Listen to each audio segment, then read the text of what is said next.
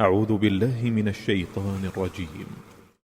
وإذ قال الله يا عيسى ابن مريم أأنت قلت للناس اتخذوني وأمي إلهين من دون الله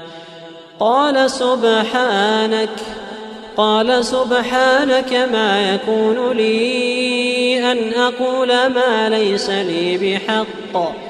إن كنت قلته فقد علمته تعلم ما في نفسي ولا أعلم ما في نفسك إنك أنت علام الغيوب ما قلت لهم إلا ما أمرتني به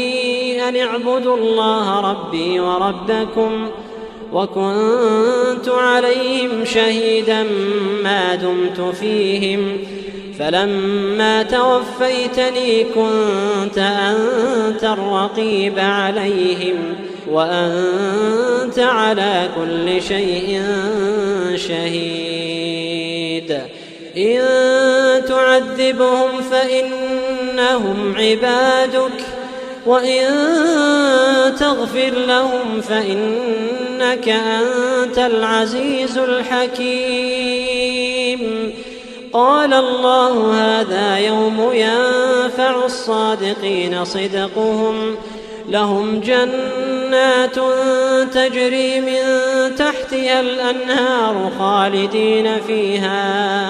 أبدا رضي الله عنهم ورضوا عنه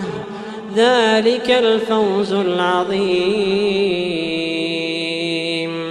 لله ملك السماوات والأرض وما فيهن